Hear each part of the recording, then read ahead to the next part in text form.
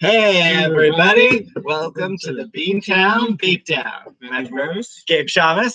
Yep, sorry for the delay, little technical difficulties. Yep. And we're doing it outside right here because it's a beautiful day. Beautiful fucking day. Yep, cheers. Cheers to that. All right, let's get into some headlines. First and foremost, it was announced that last weekend that Manny Pacquiao and Keith Thurman are going to face each other. Oh, wow. Yep, it's going to be a great one-on-one contest. It's going to be taking place live in Las Vegas on July 20th. The venue has not been determined yet, but we'll see what happens. Most likely it'll be at MGM Grand. All right. And I'm looking forward to that. Yeah, and also before that, there's going to be a fight on Fox for the IBF Super Middleweight Championship of the World. Caleb Plant defending his title for the first time against Mike Lee, nice. light heavyweight contender, and that fight should be awesome. Two guys, they're undefeated, and they're going and it's for the IBF Super Middleweight Championship. Yeah, exactly. It's the heavyweights, as you say, the legends going at each other. Super middleweights. Whatever. But anyways, it should be a fun night of fights. I mean, you got Thurman and Pacquiao, two of the best welterweights right now, and they're going at it for the WBA Welterweight Championship of the World. And this has the potential of being a great welterweight fight. I mean, we've had two this year. There was Pacquiao and Broner. Right. And we've had Mikey Garcia and Errol Spence. So this has to be potential of not only being another great welterweight fight this year, but possibly one of the greatest welterweight title fights in history. Yeah, exactly. And of course, leading up to it, we're gonna give you guys our thoughts. We are gonna do a final countdown show on that, and wanted to do a fight party at my house for that, but my mom could have put a kibosh on that. So, oh wow. Yep. Sorry, Gabe, you're not invited. And also, I'm making a Domino's night. Oh, awesome! Yeah, that would be good. Domino's pizza and some beer. Hell yeah. Yeah, and also in some other fighting news, Ronda Rousey, of course, did an interview with Megan Olivier for UFC.com. It's on the that's how you pronounce her name. Yeah, I'm bad at pronouncing her name. And it's on the UFC YouTube page as well. Watched it. It was a great. It was more of an appreciation for her. No hardball questions. Right. Didn't really even talk about her two losses, which I mean, I know it's not meant to be, but it would have been nice if they've asked those type of questions. Exactly. And we were kind of talking about that off air, that it really is, it might not be like the most pleasant thing, but it is something that it feels like it'd be nice if she publicly closed the chapter on it. You know what I mean? Well, in her mind, she has closed the chapter on I'm sure fighting. I mean, she feels that she has. Yeah. Yeah, she won't be back in the UFC. She's content with being a WWE superstar, and right now at the moment she's healing from an injury and also trying to have a baby. Yeah. So I was gonna say congratulations. Yeah. Good luck to her. Yeah. Also, surprisingly, she's a farmer too. Oh, really? Yeah, really surprised. In the interview, she was talking about, chickens, feeding the goats, and then peas and bees, and right. It's like, don't think of her that way. Yeah, it's like, wow, California girl turned farmer. Right, exactly, and especially a judo fighter turned farmer. Yeah, that is a little crazy, but hey, whatever makes her, makes her happy into the future. I know that's not what we want to see of her. We don't want to see her planting seeds, but if that does make her happy in the future. Yeah, I mean, when she left the UFC, of course, I thought it was going to be just like, as Michael Douglas said in Basic Instinct, fuck like minks, get married, raise rugrats, and live happily ever after. Now it's, fuck like minks, main event WWE pay-per-views, raise rugrats, raise cows and chickens, and live happily ever after. There you go. Better for us as fans anyway. Yes. And sadly, we have some. We also had some news. Last weekend, we lost two boxing legends. Last Friday, we lost Burt Cooper due to pancreatic cancer. Burt Cooper was a serious contender, man, in the 90s. I mean, he was a hard-hitting puncher. You know, he was known for a lot of wars, and with Evander Holyfield, he was actually he fought Holyfield the night that Holyfield was supposed to fight Tyson, but Tyson backed out due to a rib injury and the rape allegation. Oh shit. Yeah. And before then, had fought George Foreman when George Foreman was on the comeback. Fought a young Riddick Bowe. Also fought a young Lennox Lewis. He even fought a Carl the Truth Williams. No way. Yeah. No way. Yeah. And of course, he of course had a fight with Cecil Coffey. Knocked him out. I mean, he hit him with a right uppercut. Bang! Broke his nose. And then, Coffey got up and went to the doctor, and the doctor, Flickomensky, stopped the fight. I mean, that was right, too, because, that nose was just gushing blood. Yeah, it was leaking like a faucet. Yeah. Crazy times. And, of course, he would have an epic 5-round war with Michael Moore, and that's a good fight to watch. I definitely got to upload it to your page. Yeah, for sure. You definitely got to watch it. It's a great fight. And of course, fought on until 2002. Took a break. I mean, didn't get any fights until 2010, and then retired in 2012. And of course, he battled drugs during his fighting career as well, cocaine. And it's kind of a shame he didn't go as far as he should have, because I put him in that category of Tommy Morrison, Tommy Morrison, Ray Mercer, Ike Iabuche, David Tua, heavy-hitting boxers who could have been heavyweight champion. Right. Exactly. He did a whole check out his his thing on the unsung heroes of boxing.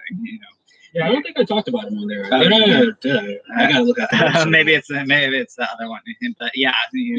And get this, he was also trained by Joe Frazier. Oh, no way. Yeah, disciple of Joe Frazier. Of course, coming out of Philadelphia. I mean, who better to look up to than Joe Frazier? Exactly. Yeah, I don't think he would have beaten Tyson. I think he would have given Tyson some problems, but I think by the 5th round, Tyson would have gotten him out of there. Yeah, exactly. Yeah. So, and also the last Saturday, we lost Harold Letterman.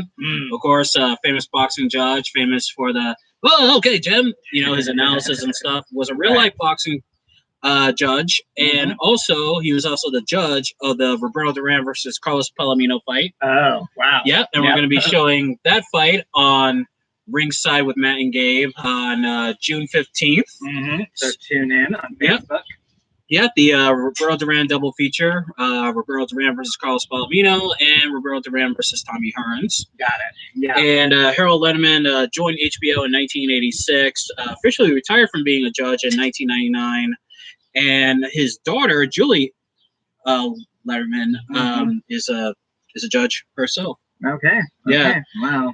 And it's kind of a shame because he's a really big he's a big part of that legacy of HBO boxing, and HBO World Championship Boxing just went off the air last year, and right. Just when you start getting over the corner, it's like you got something like this to remind you that those days are over, and life is short. So here's to you. Most definitely. Also, forgot to mention he's a 2016 International Boxing Hall of Famer. Oh, nice. Yeah, well deserved. Exactly. Well deserved. Exactly. And now it's time for a world outside the ring. Yep. So, Gabe, what are we going to be talking about today? Right. So this is actually going to be a kind of debate feature, World Outside the Ring, because we're going to be asking the question: Is Hollywood too nostalgic nowadays? So yeah, because a lot of the reboots. I was about to say reboots are coming out like crazy. It seems like reboot, and it seems like we're doing more tributes to old shows than new shows, basically. Oh yeah, absolutely. In fact, of course, I saw the one of the trailers for Beverly Hills 90210, which is coming out on August 7th. Okay, see, there you go, another reboot. Yeah, Didn't well, even know actually, about. it's actually, well, they had a 90210 reboot on the CW that lasted 5 seasons. Okay. This one is with all the original cast members, and this is supposed to be like a show within a show. Gotcha. You know, Gotcha. it's like they're trying to like they play like themselves, trying to revise the show again, but also at the same time playing heightened versions of their characters. Oh gosh. Excuse me. Yeah. So there's that. There's obviously the let's see. I mean, there's just so many that come in your head. It's hard to name them all. There's Fuller House. Fuller House. Yeah, and there's the Will and Grace. I was just about to say that the Will and Grace reboot on its second season now, I believe. Yeah. And, New York Undercover. That's gonna be. That's actually being shopped around. It was supposed to be on ABC, but ABC dropped it, and now Dick Wolf is trying to shop it around. I think it should go back to Fox because it started out on Fox. So right. It definitely belongs back on Fox. Right, exactly. And yeah, so one of the things we were kind of talking about as well. So is Hollywood too nostalgic? I think I kind of feel like yes, right now, just because like I said, it feels like there's more reboots of old shows than there are like new shows coming out. And of course, Murphy Brown got canceled after one season. This season, coming back. Right, exactly. So the one thing I will say is I feel like it actually is natural to go through periods of, for lack of a better phrase, there's periods of making the news and there's periods of nostalgia about what we've done before. So we're making something new, I guess I should say. And especially I feel like the 90s, a lot of that, and then some of the 2000s was nostalgia about that, but then some of the 2000s was new stuff, and now in the 2010s, I feel like it's a lot of nostalgia about the old stuff again. Yeah, I mean, in fact, because we talked about on the last show how Beverly Hills 90210, like had the original come out today, it would be fans would be considering it white privilege, because there's not too many black people there and stuff, and actually a show from the 2000s that I used to watch a lot, Popular. Yeah, you remember that? I do remember that. Yeah, that would be that show. If that show came out today, it would be considered white privilege. I mean, there was like one black character, but. That was like it. But that's it. Yeah, exactly. And so, speaking of all the '90s shows that were so popular that like broke, that broke. I almost said box office, but broke records on TV. There a lot of them actually had this problem. And some people were criticizing it back then, but obviously a lot more people looking back, can criticize it. So there was a whole thing, with Seinfeld. I think maybe at the last few seasons or like right after it was gone, like where are all the black people? And there were black characters on Seinfeld. They just didn't play a big role. Exactly. They were basically all guest stars, and then and Friends as well had a similar criticism, though Ross did eventually have a long run with Gabrielle Union. Exactly, I was about to say a character played by Gabrielle Union. So was that Gabrielle Union or Aisha Taylor? Oh, you know what? I think it's Aisha. Yeah. I always thought it was Gabrielle, but now I think about it, yep, definitely Aisha Taylor. So anyway, but the point is, she was like an integral character, but up until that point, I'm sure there was kind of criticism for that as well. And especially those two shows, they are taking place in New York, one of the most diverse cities, the first cities in the country and maybe in the world. So they didn't represent that, and that is a fair criticism to make. Yeah, they even Cynthia Nixon, she was critical of her old show Sex and the City, talking about lack of. I mean, there were like two, and that's also a big there were some black people on the show. I mean, they had some black trannies, and then there was the one black dude that Samantha fucked, and then there was another black dude, Blair Underwood, who Cynthia Nixon fucked. But other than that, also Jennifer Hudson was in like the first movie, so right. So Exactly. so other than that, not really. Also, yeah, Lucy Liu was on there too. She made a guest appearance, but other than that, not too many black people on there. Yeah, exactly. Or people of color. People of color, we should say. Yeah, exactly. So I mean that is a fair criticism to make, and I think as as the reboots come, they should be more cognizant of that, and do more more about that. Also, speaking of Will and Grace, I was going to say Will and Grace was great for representation of gay people, but there was also that same problem of representation of other races. I think. Well, they had some they had some black people on there. I mean, Grace dated a black man for a while, and then Will dated a black man. He actually tried to marry him to keep him from being deported to Canada. Oh, Taye Diggs' character. I see. Yes. And then I forgot about that. That's right. That's right. And plus, didn't you say like in season 2, like Karen befriends a black girl? Yeah. So I was gonna.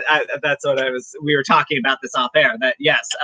In season 2 of the reboot, or actually maybe end of season 1.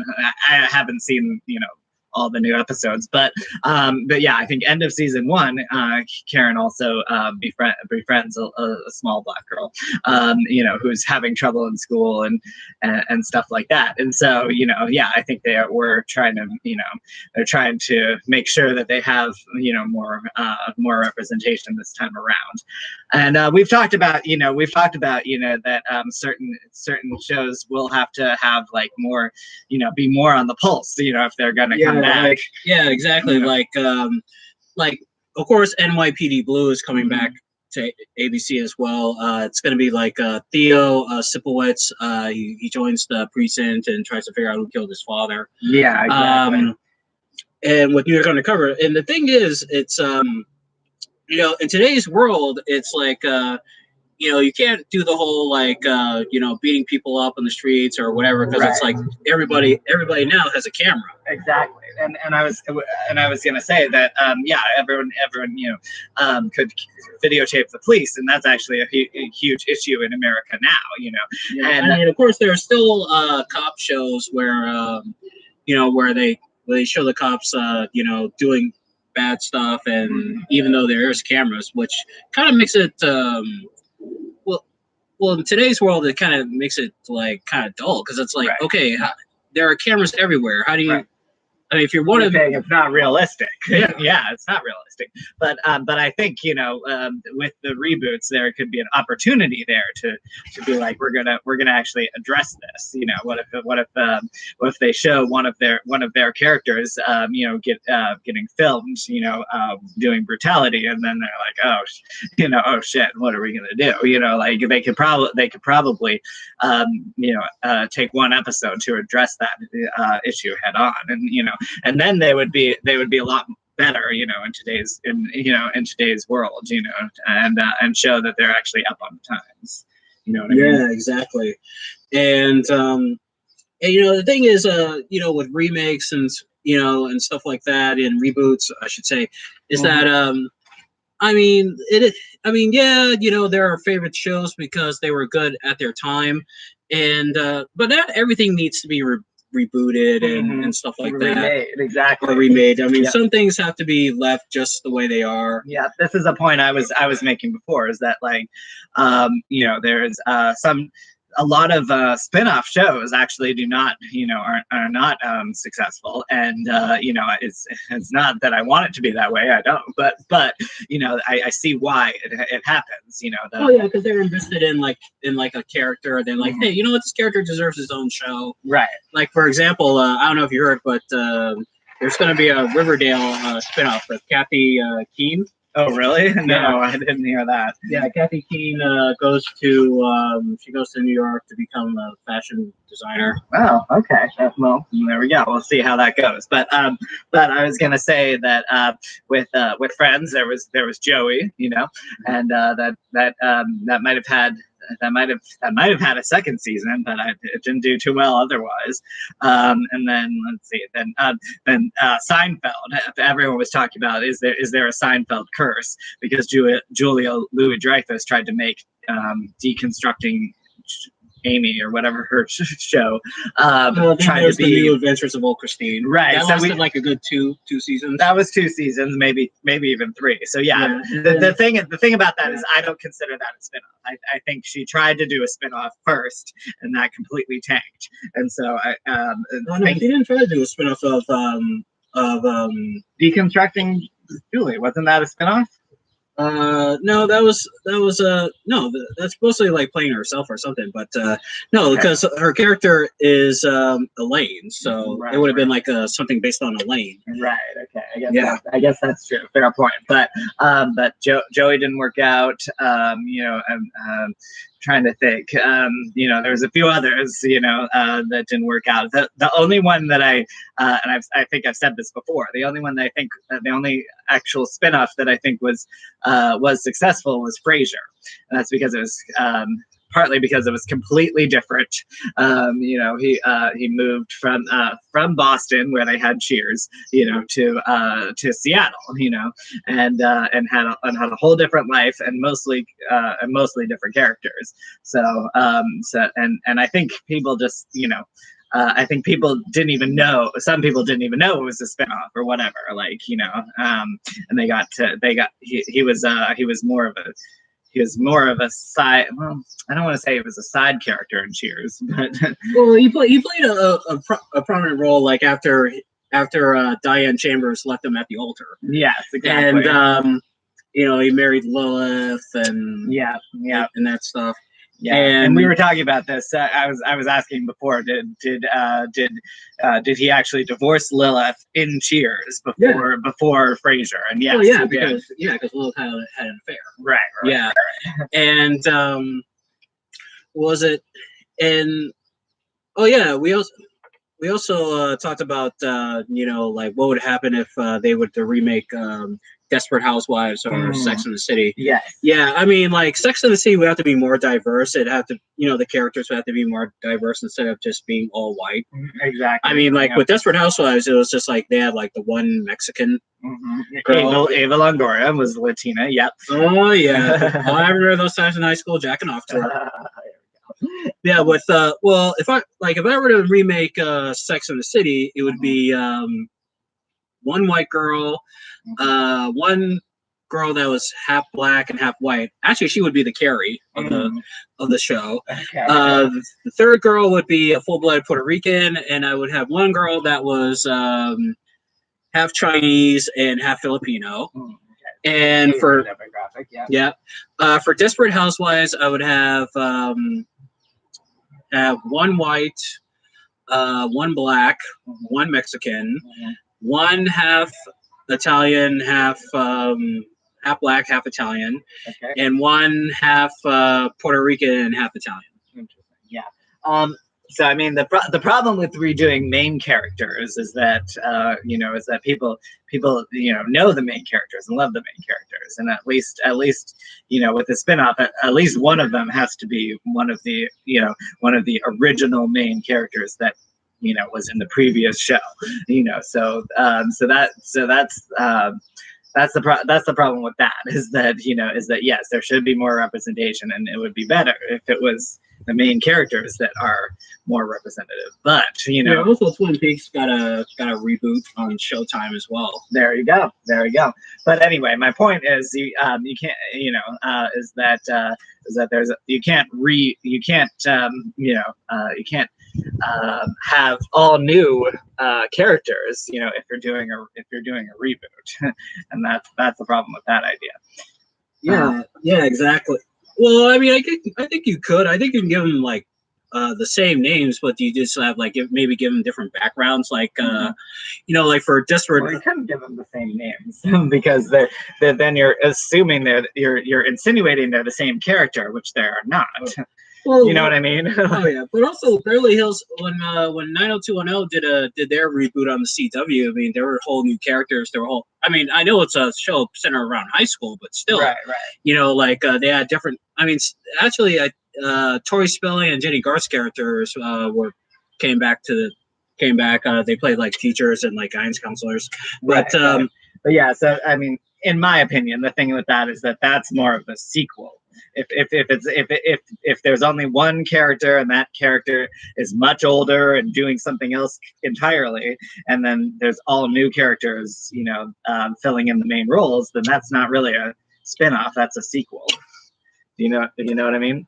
Maybe not. I mean, but you never know. I mean, in fact, actually, I heard. I think like last. Yeah, I heard a rumor like maybe last year or 2 years ago that they were thinking about doing a High School Musical reboot, like High School Musical: The New Class. Has that even like that was only like a few years ago? Yeah, well, yeah, High School Musical. I mean, I think that's been off for like maybe 5-6 years now, 8 years. All right. Yeah, I guess that's another debate. That's another debate: is how long should you wait before doing a spinoff? Yeah. I think it should be longer than I don't think another High School Musical would work. I mean, it's like another show where everyone sings in high school. It's like exactly. It's kind of like. I think back to the episode of South Park when they made fun of it. Yeah, we're together at school again. At school. And Carmen and Kyle are like, no, we're not doing it. Yeah, we're not doing it. Shut up. Yeah, Carmen's like, shut up. Exactly. I mean, of course, knowing you being who you are, you would probably love to be in a school where everybody sung and danced all day. Right. Well, it might be nice. But yeah, I can see why it would get annoying. but I would definitely have a solo song, no question. Yeah. Oh yeah. As a matter of fact, I think Beantown Beatdown could be a musical. Okay. Yeah, it'd be like it'd be like, shut up, Matt, shut up, you're annoying me. Fuck you. Exactly. That'd be like, it's gonna be a KO, a knockout in here.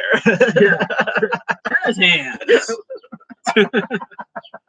Perfect. Yeah, I even heard that a while back there was actually going to be Disney talked about doing a reboot of the Cheetah Girls. Oh my god. Yeah, well, actually, the Cheetah Girls were pretty good. The Cheetah Girls were pretty good, and Adrienne Bailon, she said that she would be down for like a Cheetah Girls reunion. She said one idea would be that the Cheetah Girls, the old Cheetah Girls, would manage the new Cheetah Girls to like produce their records and stuff like that. Okay. But I'm not on board. Oh, you weren't a fan of the Cheetah Girls? I mean, I barely watched it. But yeah. Anyway, so yeah. What about High School Musical? I mean, it's okay. I like Glee better, But. Oh yeah. Well, matter of fact, that's another show that could be rebooted. It could be. Yeah. I mean, that one would, in my opinion, would make a lot more sense because it was so popular. It was like it wasn't like the last episode, one of the biggest ratings episodes, something like that. Yeah, of course. Of that few years. Oh yeah, of course. And Lea Michele, I mean, oh god, so many times, so many dreams of jacking off. Yeah, I mean, of course. She was on like Scream Queens for like 2 seasons, that's and right. And of course, Ryan Murphy's trying to bring the show back. I think he's trying to bring it back on FX or on Netflix. Okay, but. Oh yeah, we might as well mention, since we're talking about like shows and stuff, not to cut you off, but yeah, there's also the crazy happenstance that a Netflix show was actually canceled and brought back by a network. That's something I never thought I'd heard of. Riverdale, in fact, was actually canceled on Netflix. I remember how pissed off I was and a lot of other people, but it was actually rescued by the CW. Well, same thing. They say that that's going to happen with One Day at a Time. They're saying that One Day at a Time could be being picked up by CBS. Oh, interesting. See, there you go. So it's something that, and I think that's just fascinating. Something you thought was unthinkable. Like I think Netflix has saved, 1 or 2 network shows that were canceled, but you never. Yeah, Lucifer. Mm-hmm, exactly. But you never thought it would be the other way around. But in this new age, yeah, anything can happen. Yeah, well, I'll tell you one thing. If they cancel Tuca and Birdie, I'm going to seriously consider canceling my subscription to Netflix. Because after canceling One Day at a Time, and of course The Punisher, the Punisher, I'm just like, fuck you, Netflix. Not good. I was also pissed off at that Santa Clarita is done too. They gotta at least have like specials, one time bring back specials, of these things. Yeah, so you can continue jacking off to Drew Barrymore. That's what you can. Anyway. Really? I know you're gay, but even you don't find Drew Barrymore attractive? Okay, fine. Yes, she is very attractive. In fact, actually, if you want to know, I did actually have a crush on her back in the day. Oh, was this when like the Charlie's Angels movies came out, or Never Before Kissed, or Never Been Kissed? Yeah, it was. Yeah. And then actually, yeah, Charlie's Angels. I was starting to realize who I was, in the 2000s. So Charlie's Angels, but yeah, I think I was still attracted to them, all of them, in Charlie's Angels as well. Oh yeah, absolutely. And also, what was I going to say? There was a talk of there was even some talks of people want Buffy to come back. Too. Oh, interesting. Yes. Now that we're talking about, speaking of all these 90s shows, yeah, exactly. Late 90s, 2000s. Yeah, that would be interesting. I don't know how into it I would get, but I would definitely support that. I think it'd be cool, like make Buffy a mom. She's like a mom by day and a vampire slayer by night. Exactly. Yeah. I think people would tune into that, and then that would be an interesting. Speaking of bringing in today's issues, that would be an interesting way to to talk about like motherhood issues, the stuff that she has to deal with her child. But then gotta drop him with the uncle, because it's a vampire loose. With her sister. What was her sister's name? Michelle Transenberg's character. I don't remember. What's her character's name? Whatever. But drop him with her. Yeah, but yeah, I had a huge crush on Buffy. Like, I started really watching Buffy when she went off to college. Oh yeah, the dreams I had of fucking the shit out of her, or her fucking the shit out of me. Yeah, exactly. Yeah. So with reboots, some do deserve, some don't deserve a reboot, but we'll see. Oh, you didn't actually answer. Do you think Hollywood's too nostalgic? It's starting to get a little bit too nostalgic. I think, part of it could be, I think it's half and half. Half it's because they do it because they want to do it for the fans, because the fans of the old show, they want to see it come back. And I think the other part is, it's lazy. Because you can't think of original stuff, Yeah, exactly. It's nice if you put a new twist on it and stuff, but but at the same time, it's like it needs to be. Hollywood needs to start getting more creative and stuff like that, and or at least tackle the issues of today, like we were talking about. And actually, just quickly, there is the reboot of the X-Files as well. And I know a lot of people might think of that as antiquated, but I think they actually did a really good job, with this reboot so far of like bringing in today's issues. In fact, they talked one episode started off with the story that there is this experimental bot, artificial intelligence on Twitter that was meant to simulate a young woman, and a friendly young woman, but then she would learn from everybody on there. But unfortunately, she started taking on their hate speech and their nastiness, and so anyway, they had to pull the plug on that. But it was an interesting question that they were posing, was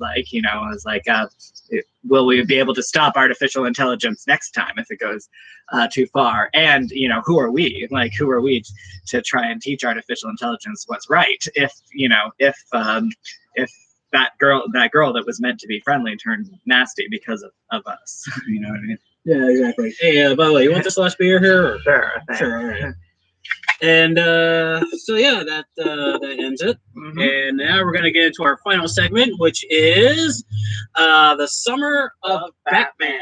That's right. Of course, Batman celebrating its 80th anniversary. Batman is 80 years old. Oh, Jesus Christ! Yeah, 80 years old and still kicking ass on TV and movies and in the comics. Mm-hmm. And throughout the summer, we're going to be doing all things, Batman, of course, superhero related, all subjects, debates, and reviews and stuff. And of course, for this one, we're going to be doing a review of Batman, the 1989 movie, and words cannot really describe how much I love this movie, though I am going to do my best. Right. And I actually did a review of this on Thoughts from an Aspie, my Thoughts from an Aspie episode on Facebook.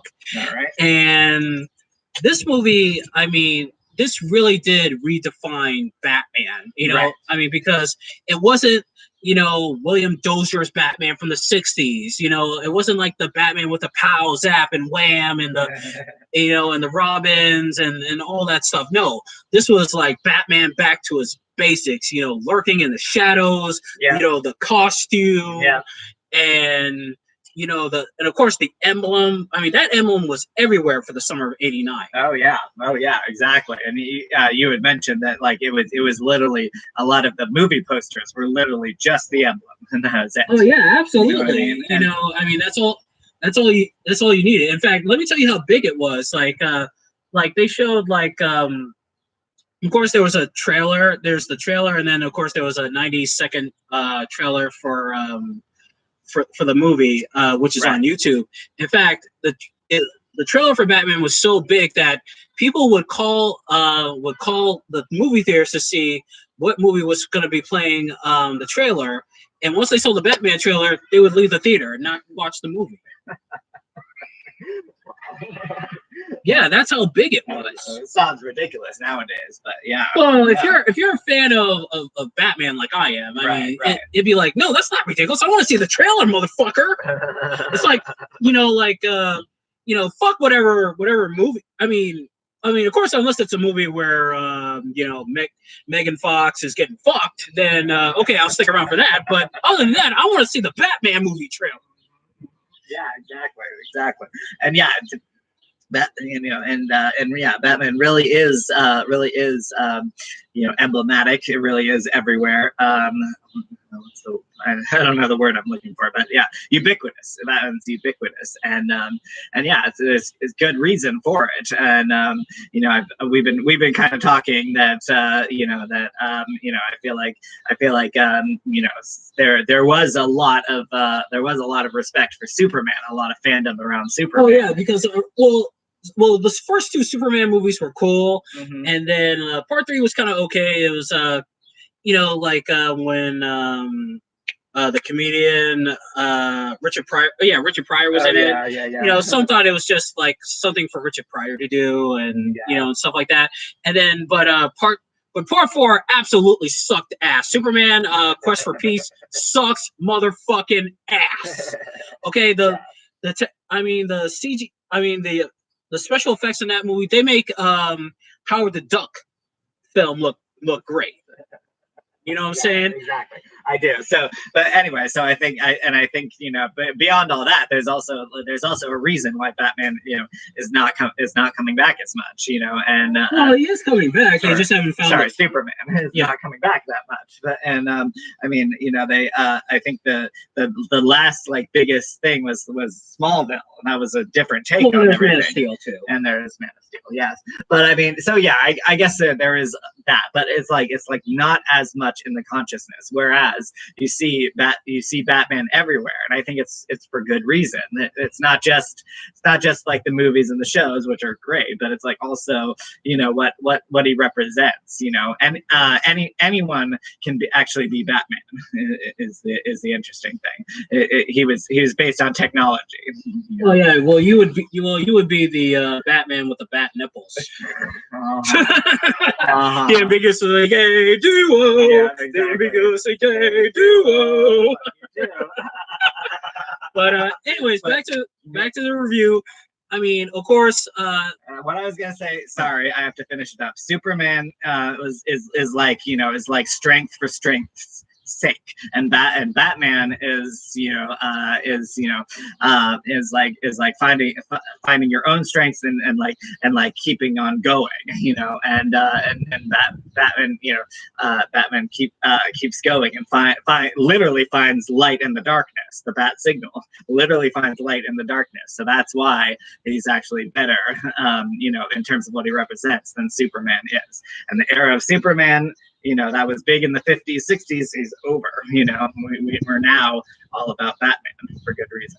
Oh yeah, absolutely. I mean, but getting back to the review of the movie, of course, in the movie, Batman is the Cape Crusader, and he's trying to stop the Joker, and the Joker, played by Jack Nicholson, does a great job as the Joker. Yeah. Now, of course, people will point out, well, what about the, Joker killing Batman's parents? I mean, of course, that's written in the script, but of course, that's not what happens in the comics. We all know in the origins, Batman's killer is never found and never brought to justice, and the Joker became the Joker because he was a bad comedian turned criminal, and he became the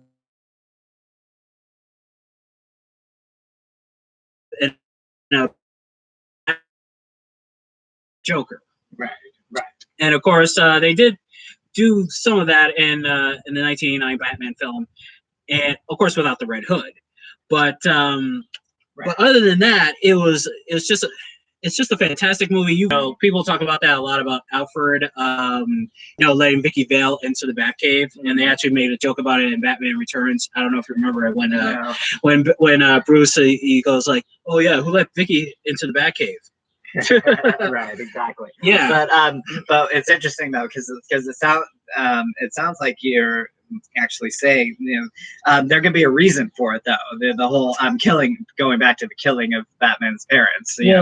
There is that, even though it's not like canon, it's not what happened in those comic books.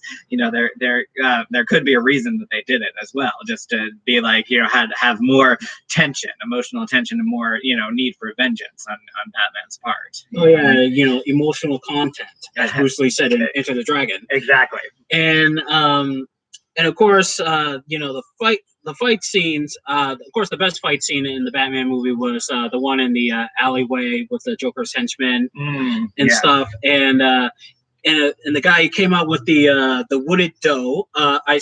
Now it gets lost in translation here. I'm going to explain a little bit about this because I know about martial arts. The swords that he brought out there in China, they're called dough. Dough means knife. Okay. And because the sword would be a straight sword, like the Jin or the Jan. Okay. It's like a straight sword.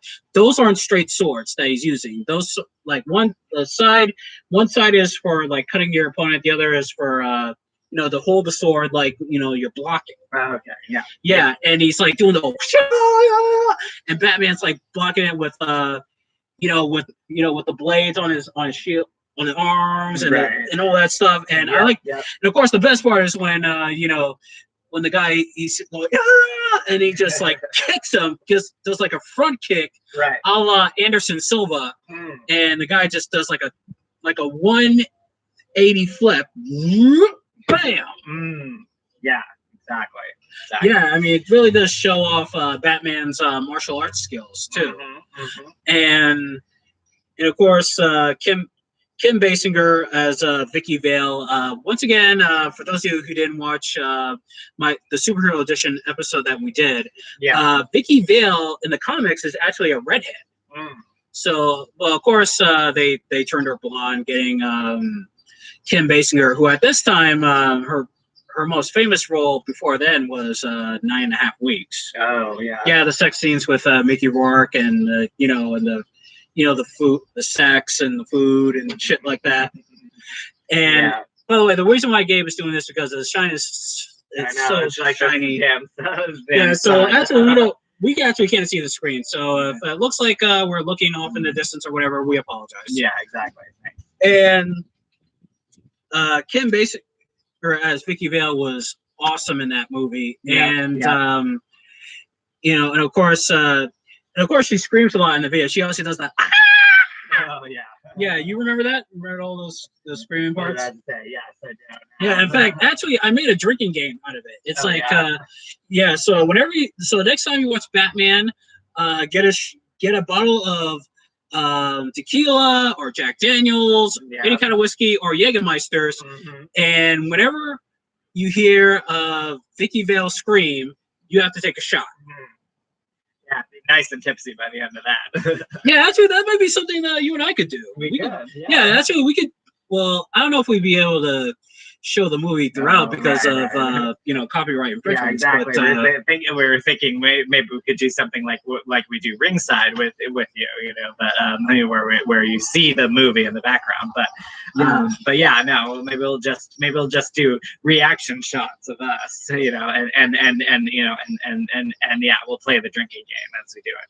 Yeah, absolutely. And as far as and of course the best. I mean, of course, there's really quotable scenes. I mean, of course, I've watched that movie 1,000 times, and this dude never gets tired of it. Oh yeah, I mean, it's one of those movies where like if it comes on regular television, I stop dead in my tracks. It's like, nope, the world stops. I need to watch this. Like the scene where Jack Nicholson is with Alicia, who's played by Jerry Hall. Yeah, okay. Mick Jagger's ex-wife and the mother of Georgia May Jagger. Okay, yeah. Jack Nicholson's looking at himself in the mirror, and Jerry Hall, she goes, "You look fine." And Jack Nicholson looks at him and goes, "I didn't ask." Hell yeah. I mean, now if it was a black dude, a black dude would have been like, "Bitch, I didn't ask you." But hey, as you said though, it is a pimp move. Oh yeah, I got to show him how the pimp hand is way strong. No, I mean, even just what he did, even just saying I didn't ask, that's a pimp move. Oh yeah, absolutely. Yeah. And then of course there's the when Jack Nicholson is in when the Joker is in the apartment with Vicky and Bruce, and and of course he points the gun at Bruce and he goes, "Tell me something. You ever dance with the devil by the pale moonlight?" And he goes, "What?" And he goes, "I always ask that of all my prey. I just like the sound of it." Yeah, I mean, and of course, and then when they do the scene when Batman like reflects on how his parents got killed, and after the Joker kills his parents, he goes, "Tell me something, kid. You ever dance with the devil by the pale moonlight?" I mean, he says it in slow motion, and then of course he doesn't kill Bruce, and of course Bruce is like, "Oh no. Wait a minute, he's the guy that killed my parents." Okay. And then it was also funny when like they're in the tower, and remember that scene where Joker and Vicky Vale are dancing, and then Vicky of course sees Batman walking, and then she like makes believe like he's kissing, like he's giving him a blowjob, and to like track Batman's attention. I mean, of course that was a good scene, especially before she goes, "Oh, I love purple," and it looks like she's gonna go down on him, and then Batman goes, "Excuse me, you ever dance with the devil by the pale moonlight?" Boom! Right across the face, and then he beats the shit out of the Joker. Right, exactly. Yeah, exactly, and that. I mean, of course, I can.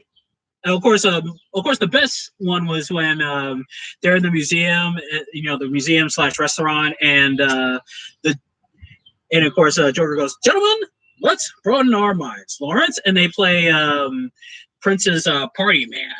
Oh yeah, that's. I mean, the Batman soundtrack alone deserves its own review, and we're actually going to do a review of that soon.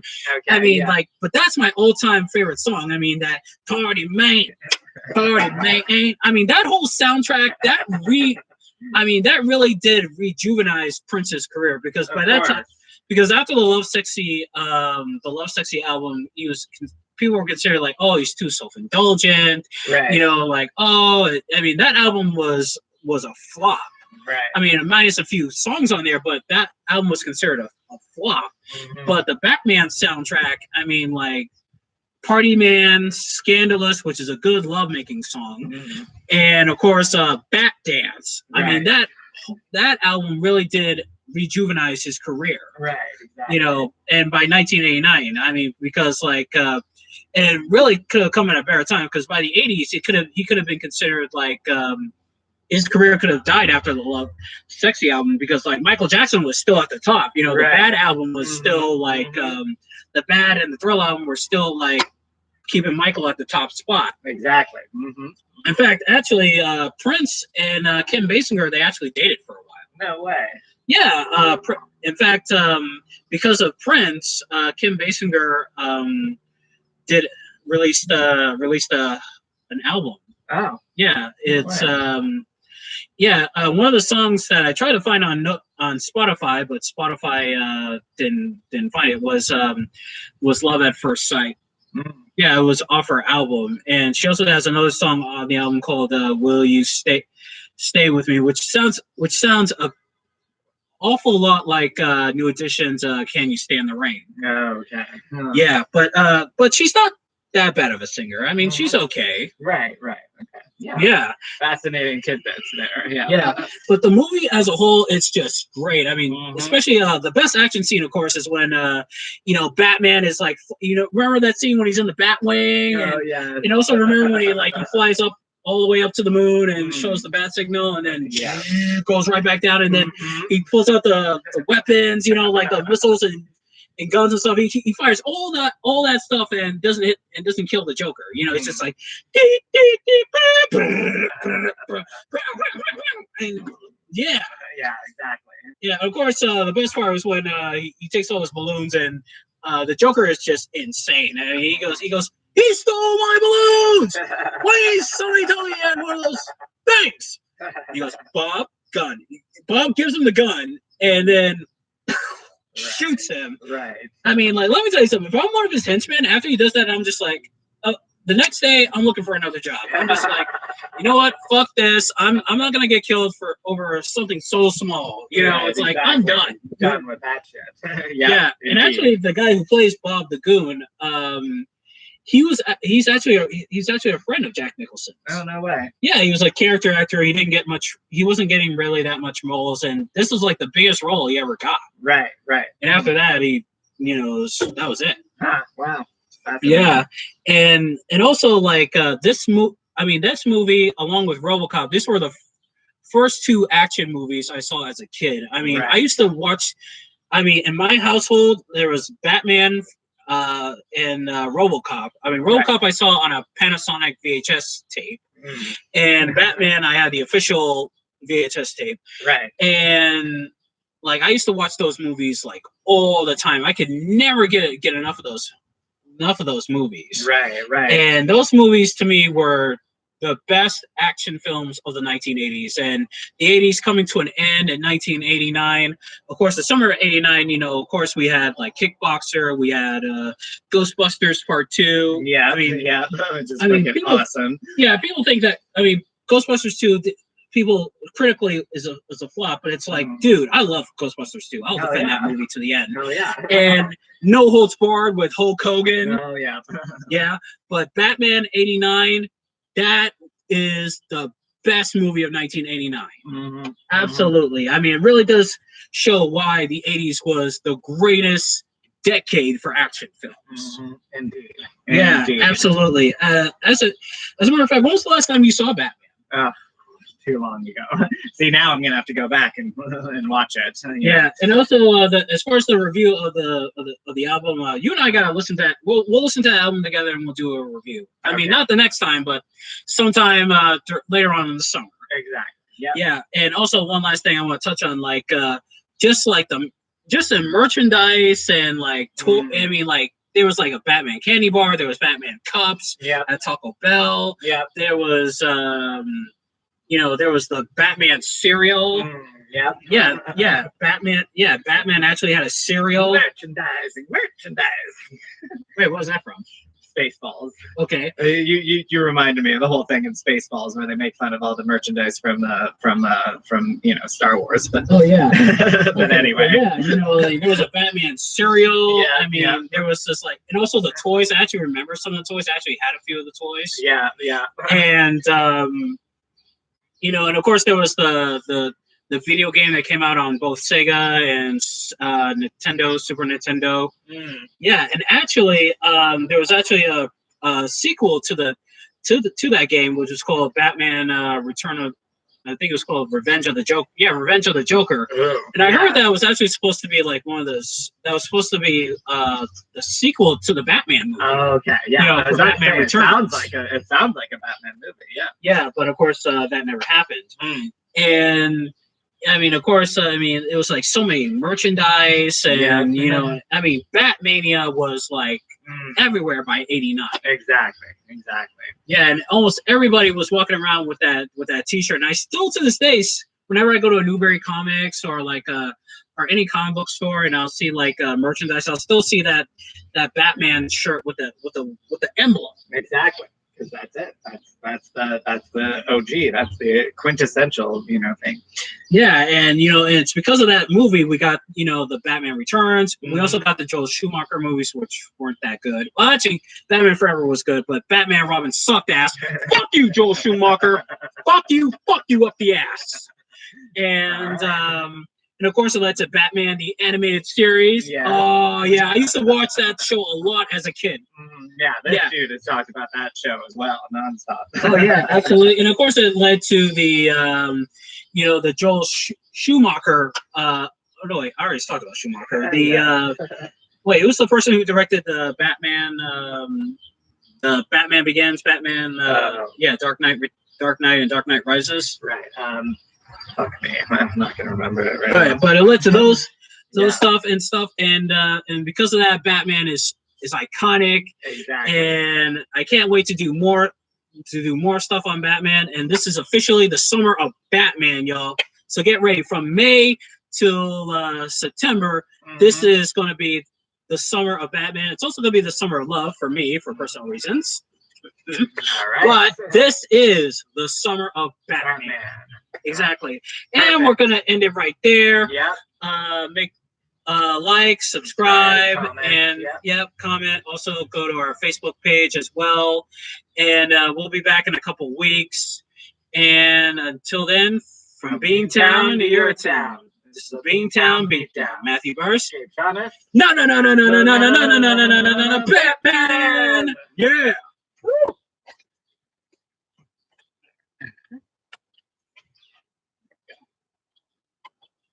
Okay.